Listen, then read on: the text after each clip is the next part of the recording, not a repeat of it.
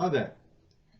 We've reviewed several books about the US Secret Service, some written by former members and some by outsiders. But even the ones that describe glittering careers, if you read between the lines, you can see that there are problems in the Secret Service.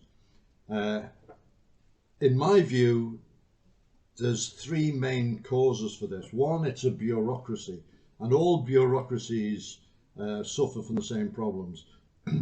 There's inertia, there's too many layers to go through to get anything done, they're risk averse. It's better to do things the way it's always been done rather than do something new, so they're resistant to change and so on.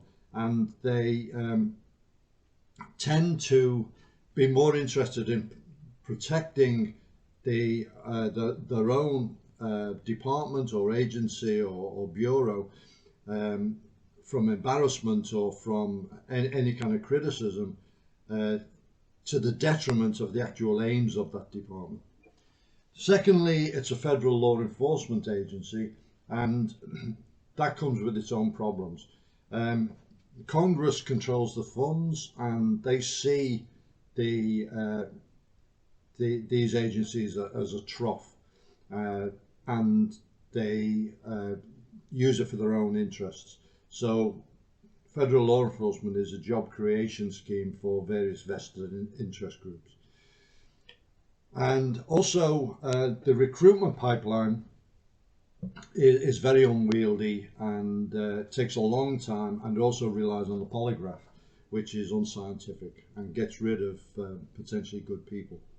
And thirdly, it is the US Secret Service, and the culture within the service itself can be very toxic.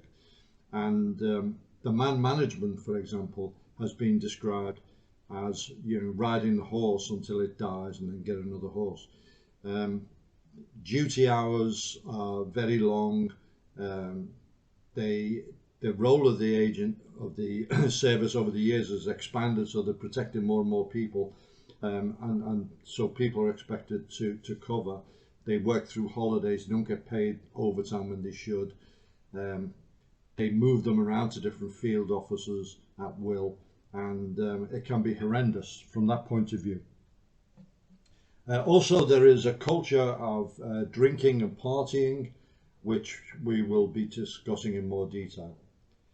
So the book that I want to talk about today is Zero Fail by Carol Leonnig, who a very noted journalist who's been investigating the Secret Service for years.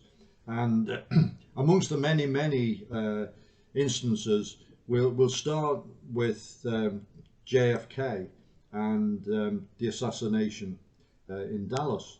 And the night before, a group of agents, and this is well known, it's in most of the books, were out partying into the early hours, drinking, and then they were on duty. Also, the route reconnaissance wasn't really performed, so to look for potential sniper spots and things like that.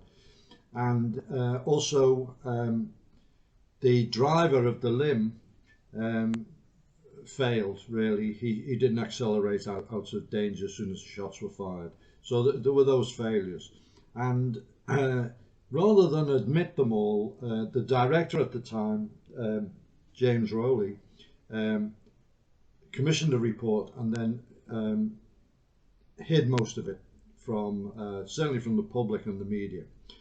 And at the time, the book makes clear that there wasn't any real training.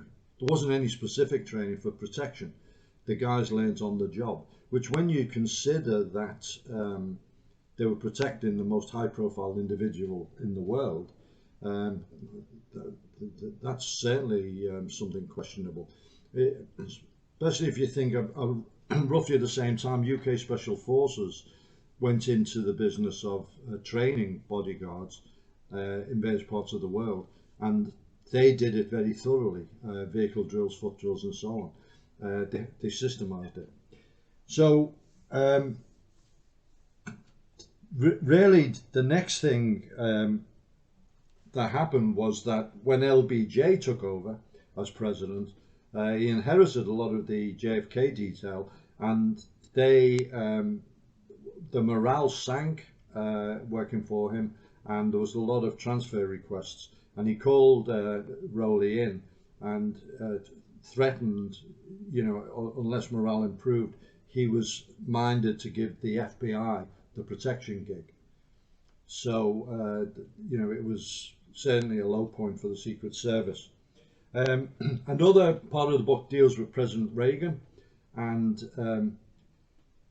the attack on him, attempted assassination at the Hilton. Now, the day before, he went for an impromptu walkabout, as we call it, from the White House to a church, and wrong-footed his detail by doing this. They weren't prepared to do it, and the White House Chief of Staff, Mike Deaver, wouldn't delay it, and he had a bit of an argument with Bob D. Prospero, who was the agent in charge on the day, and they had to scramble to sort of cover him, and Bob was really annoyed about this. Anyway, the next day is the Hilton attack, and really the detail performed admirably.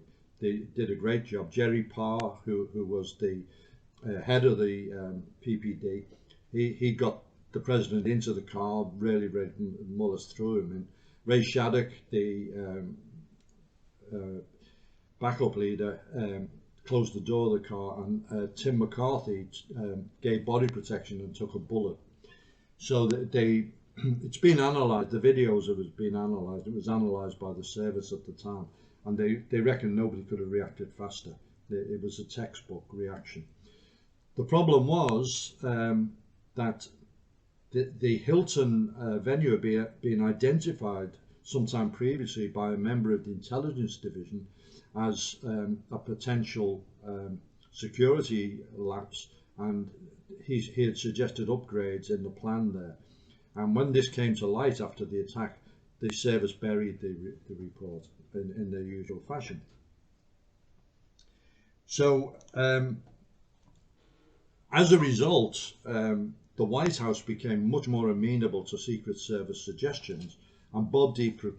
Prospero was given quite a free rein to introduce heightened security. And one of the things he did was to mag the crowds, put the people through magnetometers to detect weapons, and certain other improvements.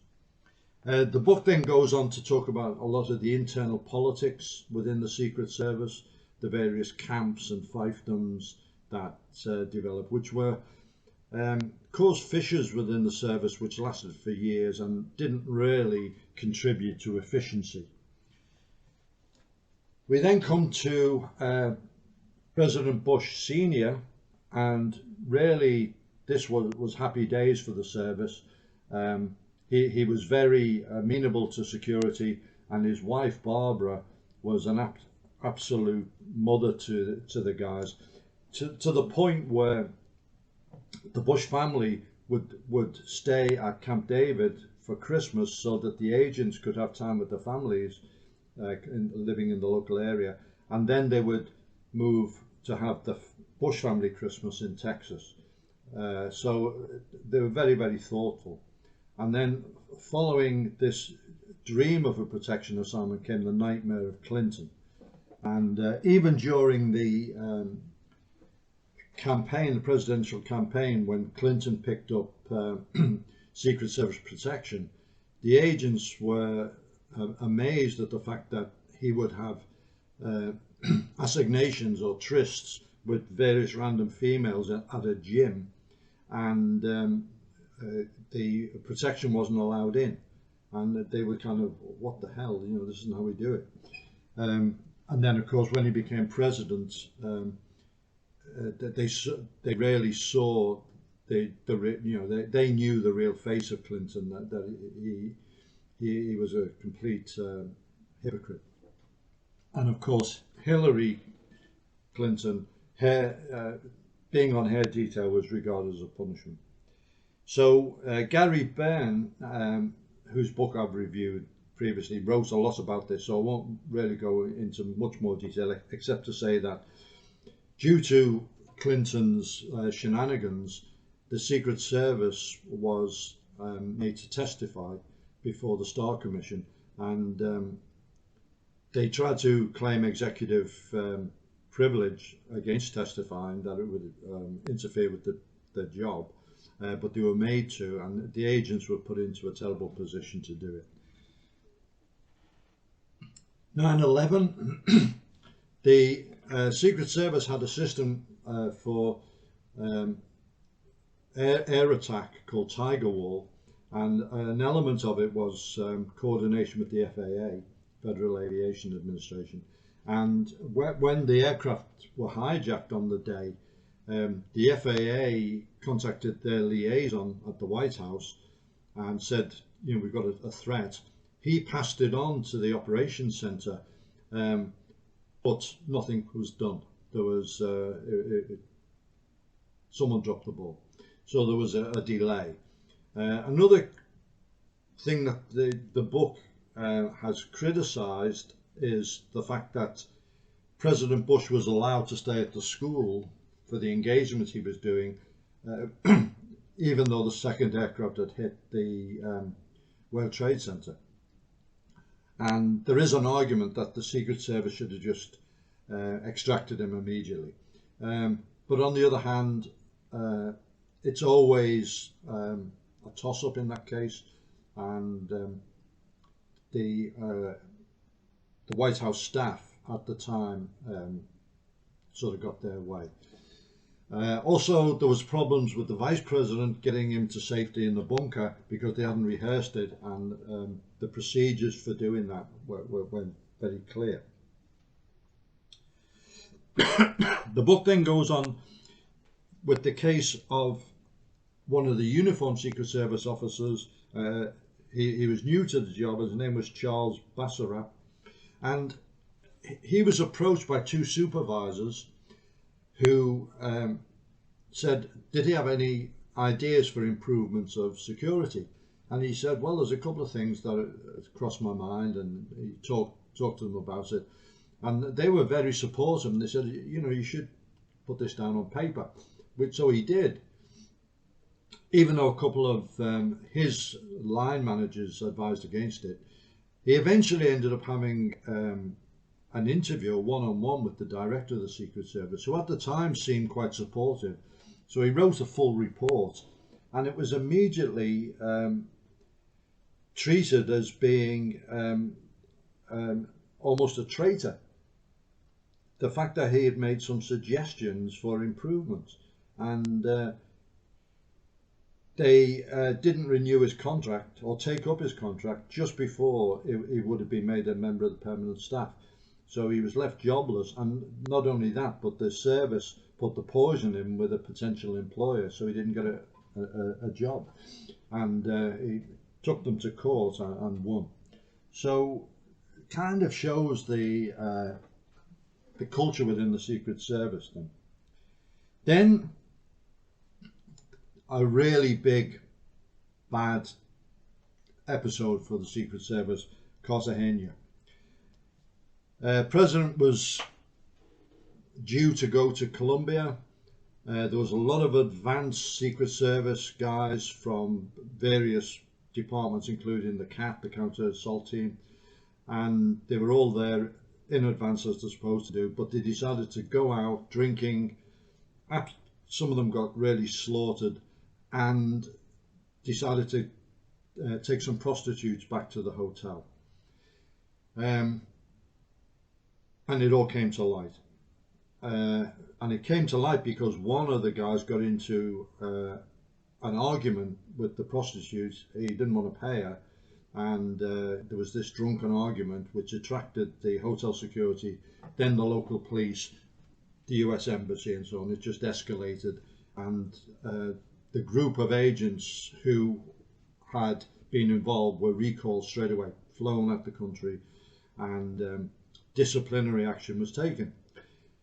Now, one of them was facing the sack for this, and he was going to lose his pension, and he said, well, you know, guys have done this before, including supervisors, and just got a slap on the wrist. I'm being scapegoated, and he became a whistleblower. So the whole thing really became a really contentious issue in the media.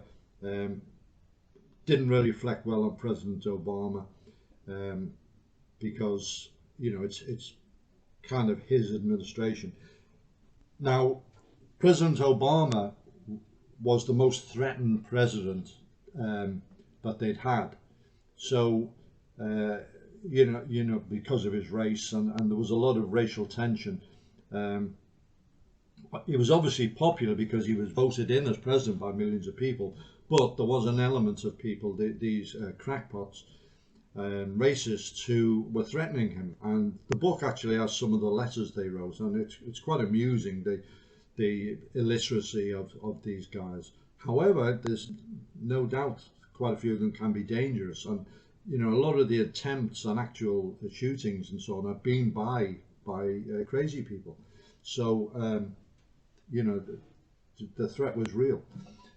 Just on a general point on protection, one of the principles that the UK military close protection always worked on was that you always plan for the highest level of threat.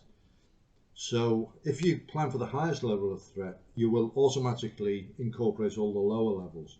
So if you're planning for a serious state-sponsored terrorist attack, you will also be able to defeat the crazies, the lone gunman type of thing.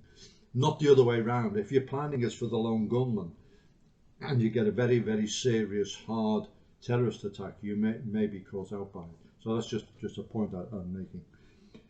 So this whole prostitute scandal had tremendous repercussions, particularly where sexual relations between agents and foreign females were concerned, and there were other cases where even quite senior supervisors had been involved with foreign females while they were travelling overseas, for example, which could be a security risk. Now, these are guys who'd be sacked off any commercial bodyguard team I've ever been involved in. It was just not permitted, just not acceptable behaviour at all. The drinking and partying. So you know, to me, that's an institutional failure. Just another thing, that there's a case in the book of workplace sexual entanglements, people exchanging emails and so on, and there were 3 agents who were all married, 2 guys and a female, who were all exchanging steamy emails and probably were engaged in sexual liaisons. And this is against Secret Service rules because of the power relationship, you know, with the subordinate and so on. And this is quite common, not just in the Secret Service, but in many organisations. And in my view, you're not going to stop it. If people are attracted to each other and they're consenting, they will get around the rules. They will be devious, and you know, because sex is, you know, it's the number 2 instinct we have. So but you know, if they get caught, you know, it's big boys rules. Okay, so the next thing that comes along is President Trump, and the book really pivots then, and rather than really criticising the Secret Service, she takes aim at President Trump quite a bit, which is obviously reflecting her own politics. There was a female supervisor who actually said she would not take a bullet for President Trump, and you know, urged people to vote for Hillary Clinton, and so that was quite a black mark there. And there had been during the Obama presidency, there've been a few instances where the Secret Service really dropped the ball.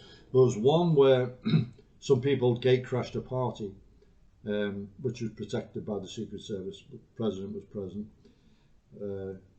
Secondly, there was an armed guard was allowed in an elevator with the president, and he hadn't been screened. And then there was a very noted fence jumping incident where a guy had actually got right into the White House before being tackled. Now, some of the incidents, and with the prostitute scandal, the then director Mark Sullivan had lied to Congress. So he'd been replaced, and his replacement was Julia Pearson. Now, Julia Pearson was the first female director of the service, and this was by no means a nod to feminism, because she wasn't the preferred candidate, and she came in by default. However, she could have really cleaned up the act. However, she had inherited all these bad incidents, and one of them had occurred, the elevator one occurred on her watch. And as soon as she heard about it, she told the detail leader to tell the president. He didn't. So she got the blame, even though she had done the right thing, and she was blamed with withholding facts from the president. She hadn't. And there was this accumulation of incidents, and she was eventually made to resign. Under President Trump, there was another fence jumping incident, a really bad one, and they obviously hadn't learned the lessons. So, you know, the book does, and goes into a lot of detail about how the guy defeated it, and, you know, various things. One of the officers was on the phone at the time. Another one of the canine officers was just a little bit slow to react, and so on.